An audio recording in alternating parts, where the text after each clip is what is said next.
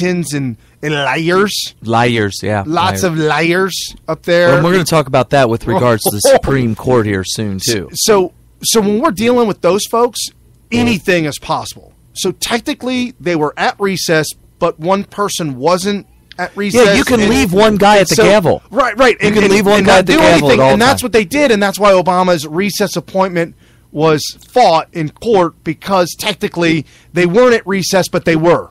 But they weren't. Okay. So if they play that game, I don't know. You know? Well, here's how it'll work. They have to be in session, and they have to supposedly confirm his person that he picks for the open seat of the Supreme Court. Right. If they go into recess, he has a choice. He can either wait till they come back, or he is legally allowed to do a recess appointment, which is normally highly frowned upon. Right. Because you're supposed to get it approved, right? So here's what they're thinking they might try. They're going to try to jam somebody down our throats during Congress in session. They're going to reject him, and they're going to paint it as, oh, look at these obstructionists, blah, blah, blah.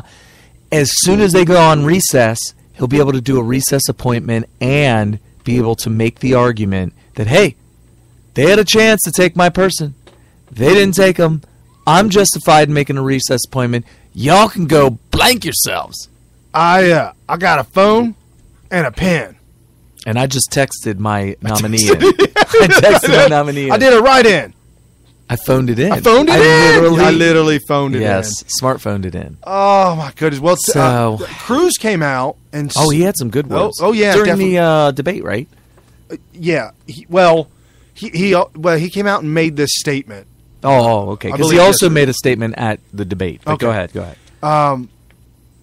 He says that Antonin Scalia... Is it Antonin or Antonin? Antonin Scalia. Scalia was an American hero. We owe it to him and the nation for the Senate to ensure that the next president names his replacement. That's not going to work. Sorry, he tweeted that the next president... names his replacement. I'll give him. He tweets that. I'll give him kudos for throwing it out there. I don't blame any Republican for throwing it out there and seeing what the public thinks of it. Right? Well, it could also be his way, because it was a tweet. It could be his way of testing the waters. Of course. It would be irresponsible. It would be irresponsible for him to not at least throw the spaghetti up on the wall to see if it sticks. Right. Hey, but there's no way it's going to happen. Before we get too far, Kerry, why is this so important? Why are we railing about Scalia? It's only one guy on the Supreme Court. It's only one. This is the whole point of this entire show and what we're talking about, and it's going to change America for the next Did Ted Cruz know generation. The entire generation's gone. Did Ted Cruz know something in advance? Why? Because last week, before his death, he said, in an article, he said, We're one Supreme Court justice away from losing the country. That was paraphrased. He said that. Well, yeah, and he's not the first one to say it in the last couple of years, yeah. We've got the longest sitting Supreme Court justice, Scalia. It's gone. He was the defender of the Constitution, the defender of liberty, the defender of freedom. He was there for all that stuff. I really believed that he could have gotten Justice Roberts to go the right way. Well, he didn't, though. With Obamacare, but he apparently did. But right. I'm just saying he was that type of leader in that setting. He could have been that leader for Roberts' weak-kneed. Mm-hmm.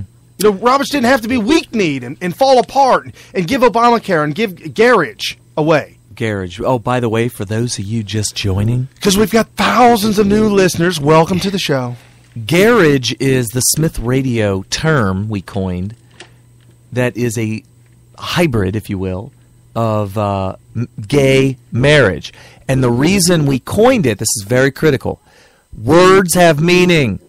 And we are very, very adamant on using words based on definitions that they were originally given, not the definitions that the liberals want you to believe words mean, if that even makes any sense. Right. So when they say gay marriage, that's an oxymoron, because the definition of marriage doesn't include same sex. And any dictionary that you read that includes a definition of marriage to include same-sex couples is a rewrite of the original definition of that term, marriage, and we don't buy that. We are not going to let liberals, progressives, utopians, communists, socialists, whatever you want to call them, they're all the same thing.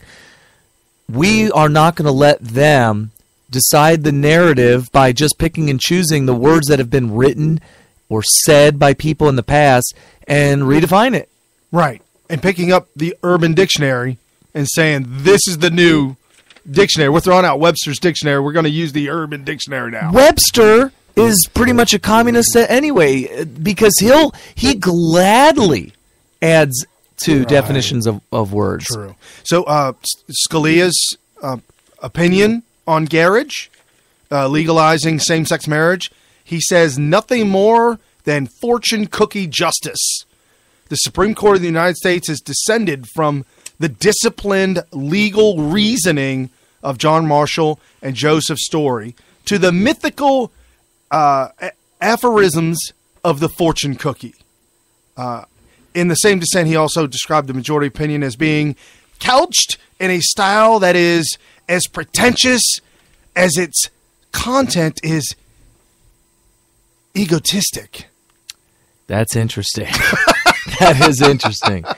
Yeah, he was extremely angry that the courts said, since one state said gay marriage was acceptable, then all 50 states must recognize it as being real.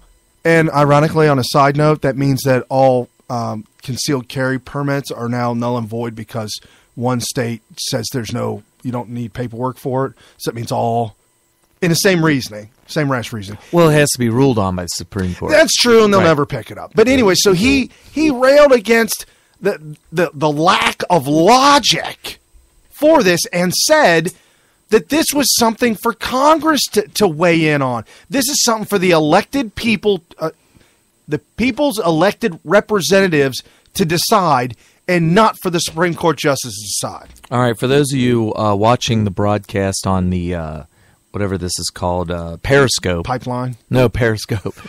I'm going to switch this off so I can use my phone to do some research and all that kind of stuff during the show. So you could pick this up at smithradio.com. That's SMYTHRADIO.com. And watch us live there or listen to any of the previous podcasts. But I'm going to stop it right there. Okay, so anyway, main thing is with Scalia. Okay, so here's what the original question was. Why is this so significant? Correct. I spent more than half a decade, maybe close to a decade, as a referee for the sport of wrestling. And I don't expect a lot of people out there to know what it means to be a ref or what you learn as a ref or what it's like to be a ref. You're out there judging constantly when you're reffing.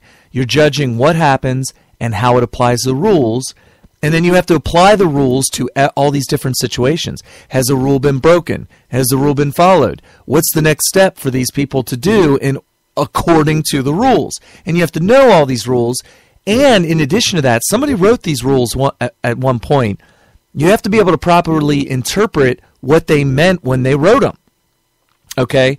And so as a referee, I am kind of a judge of the rules real time, right? So I kind of get what a judge must do himself in a court. And Scalia was one of 9 justices who would vote on which way a ruling should go on all these different cases that come up to the Supreme Court. And one of the things, as a former referee, and actually technically I'm currently a referee, I just don't actually ref. I'm certified, but I digress. One thing I am just amazed by, like when we referee, when we get the interpretation of a rule, or if we want to interpret a rule that has yet to be interpreted, a lot of us are on the same page. We see what's written, and we are able to understand it and follow it and understand what it means, and we're all in not unanimous agreement. Usually there's always somebody that misinterprets something somehow, and they are a dissenter of what certain laws mean, but it's always a pretty strong consensus. There are no rules in any rule book that I know of in sports, or especially in wrestling, where it's like 50% of the referees out there just don't really agree with the way the wording of a rule is interpreted. Okay? And yet, here's the mind-blowing thing. The Supreme Court regularly, if not most of the time, makes rulings on cases 5-4, and here's what's worse.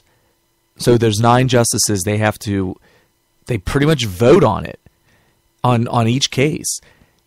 The 5 that are always in consensus with each other, and the 4 that are always in consensus with each other, it's always the same 5 and the same 4. Liberals and and the 5 are the conservatives, right? The ones that they're okay. Let's just say they're conservative. Let's play devil's advocate for a second. They're conservative. Their interpretation of rules, or laws, I should say in this case, laws are conservative.